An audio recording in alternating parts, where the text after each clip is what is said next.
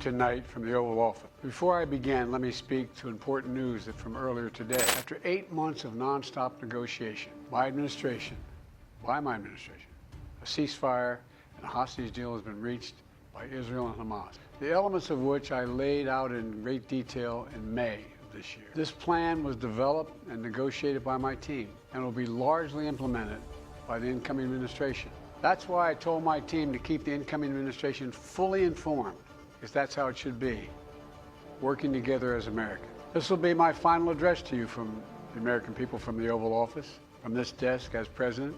And I've been thinking a lot about who we are and maybe more importantly, who we should be. Long ago in New York Harbor, an iron worker installed beam after beam, day after day. He was joined by steel workers, stonemasons, engineers. They built not just a single structure, but a beacon of freedom. The very idea of America was so big, we felt the entire world needed to see. The Statue of Liberty, a gift from France after our Civil War. Like the very idea of America, it was built not by one person, but by many people from every background and from around the world.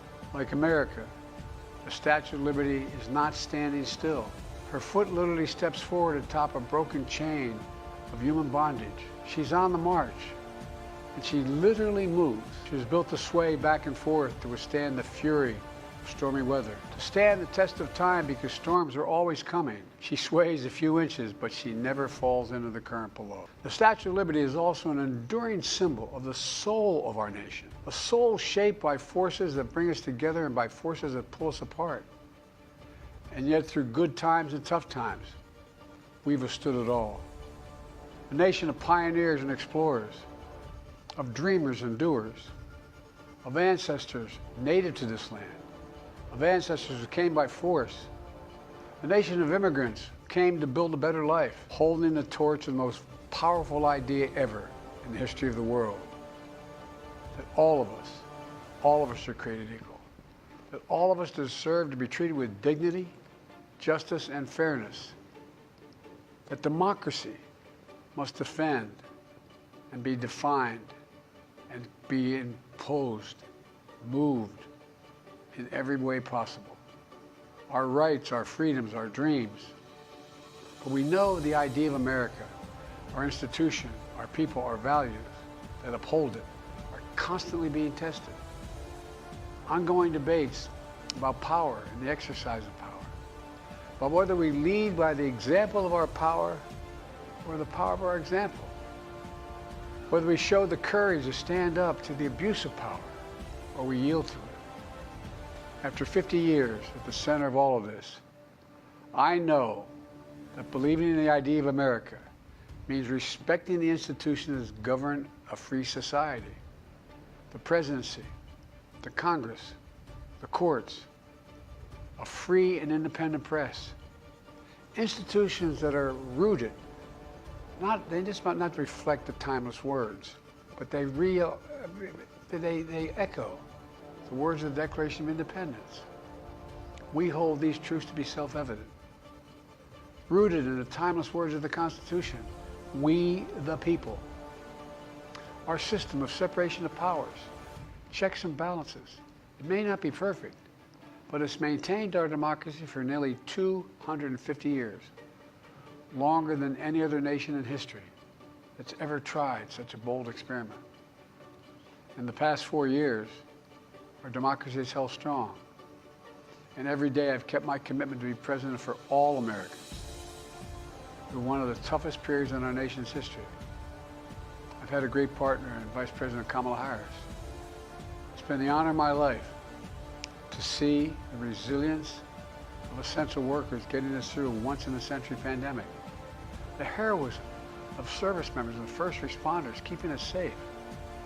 The determination of advocates standing up for our rights and our freedoms instead of losing their jobs to an economic crisis that we inherited. Millions of Americans now have the dignity of work. Millions of entrepreneurs and companies creating new businesses and industries, hiring American workers, using American products. And together, we've launched a new era of American possibilities. one of the greatest modernizations of infrastructure in our entire history. From new roads, bridges, clean water, affordable high-speed internet for every American. We invented the semiconductor, smaller than the tip of my little finger, and now is bringing those chip factories and those jobs back to America where they belong, creating thousands of jobs. Finally, giving Medicare the power to negotiate lower prescription drug prices for millions of seniors. And finally, doing something to protect our children and our families by passing the most significant gun safety law in 30 years and bringing violent crime to a 50-year low. Meeting our sacred obligation to over 1 million veterans so far who are exposed to toxic materials, and to their families, providing medical care and education benefits and more for their families. You know, it will take time to feel the full impact of all we've done together. But the seeds are planted, and they'll grow and they'll bloom for decades to come. At home, we've created nearly 17 million new jobs, more than any other single administration, a single term. More people have health care than ever before. And overseas, we've strengthened NATO. Ukraine is still free. And we pulled ahead of our competition with China. And so much more. I'm so proud of how much we've accomplished together for the American people.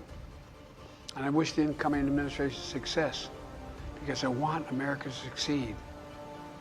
That's why I've held my duty to ensure a peaceful and orderly transition of power, to ensure we lead by the power of our example.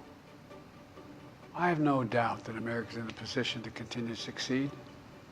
That's why my farewell address tonight, I want to warn the country of some things that give me great concern.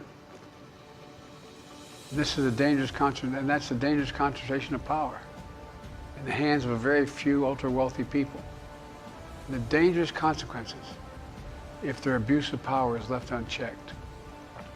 Today, an oligarchy is taking shape in America of extreme wealth, power, and influence that literally threatens our entire democracy, our basic rights and freedoms, and a fair shot for everyone to get ahead.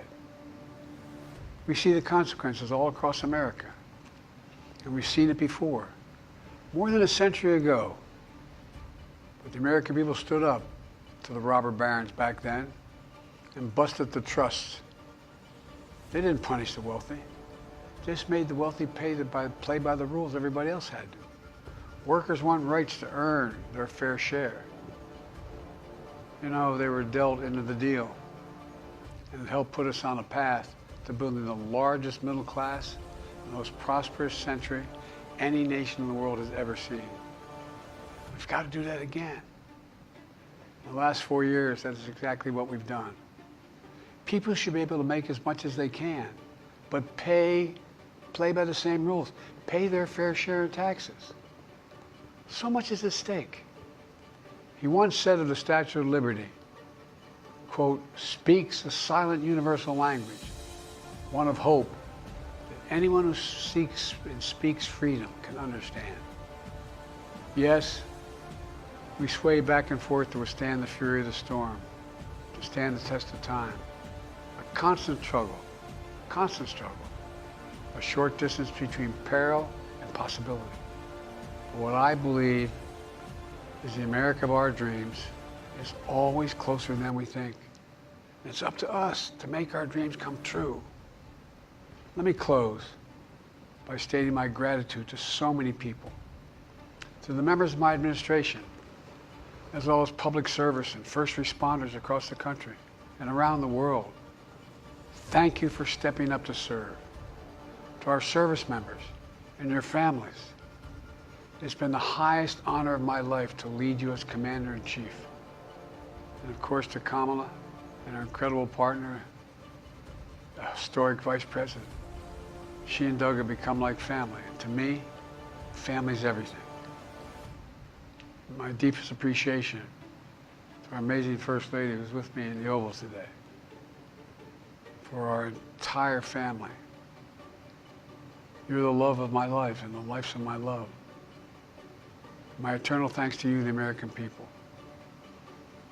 After 50 years of public service, I give you my word. I still believe in the idea for which this nation stands.